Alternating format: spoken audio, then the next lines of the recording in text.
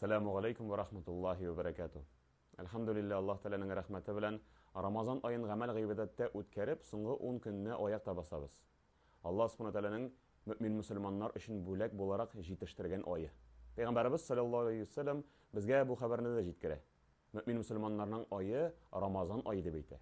Hem bu ayının hikmetleri behisap, faydaları bik көп. Hikmetlerinin birisi ул да bulsa, izgi gamellerimizni devamlı ravuşta kalı. İzgi gamellerini devamlı ravuşta kalıp kına da tugul, üzerine karata bir gadetka kirtu. Үзебезне тәҗрибә кылып, Алла Subhanahu Teala'ның ризалыгына ирешер өчен шушы мөмкинлек белән кулланып калу. Форсатны куллан ычкындырмау. Чөнки Расул Акрам галейһиссалату вассалам шушы айның әҗр саваплары бехисап дип әйтә. Изге гамәл өчен уннан алып 700 хәтле изгелекләр, әҗр саваплар артып китә дип әйтә. Һәм шуның белән кулланырга тырышсак, шуны куллан ычкындырмыйча күбрәк изгелекләр белән байытсак, шушы аебызны изгелектә үткәрәбез икән, Allah Teala'nın ризалыгына ирешергә менә дигән бер мөмкинлек.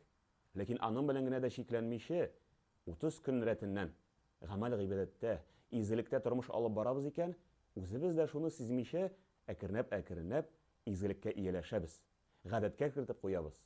Әле алай гына да түгел, Рамазан ае тәмамланганнан соң да бу эшләребезне калдырмасак, тормышыбызны тәртипкә кертәбез.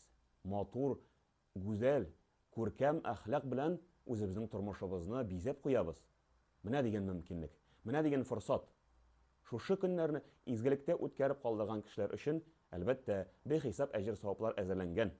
Пәйгамбәрбез Мөхәммәд Мустафа саллаллаһу алейһи ва саллям хәтта шундый хәбәрдә җиткерә ки, ураза тотучылар өчен, ураза гамәл гыйбадәтен Рамазан аенда башкаручылар өчен аерым җәннәтнең район капкалары да ачылып куелыр дип әйтә.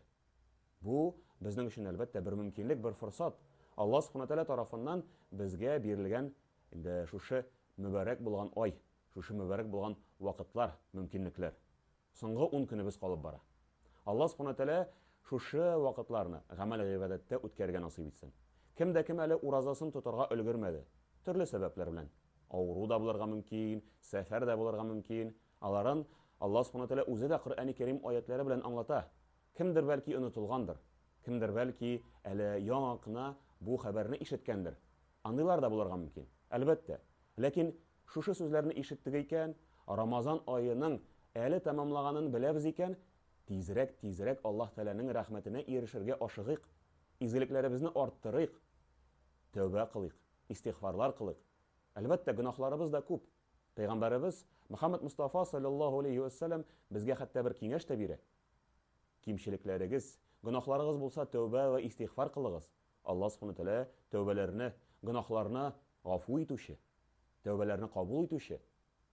Шул ук вакытта шушы гөнаһларыбызны, кимчелекләребезне сөртеп куер өчен изгелекләр эшләп куегыз дип әйтә. Менә дигән бер мөмкинлек. Тәүбә кылабыз, истигъфар кылабыз, гамәл гыйбадәт белән изгелекләребезне арттырып, Аллаһ Тәаләнең рәхмәтенә ирешәбез. Аллаһ Субхану Тәалә шушы мизгелләрдә, шушы вакытта безнең тормышыбызны хәерле якка үзгәртергә мөмкин. Хәерле якка юнәлдереп, безне туры юлга, сиратул мустақимга бастырып, үзенең рәхмәтенә ирештерергә мөмкин. Менә дигән мөмкинлек. Санаулы көннәр. Әлбәттә, бу вакыт мәңге булмас. Шуңа күрә дә Расул Акрам саллаллаһу алейһи ва саллям безгә шулай дип әйтә.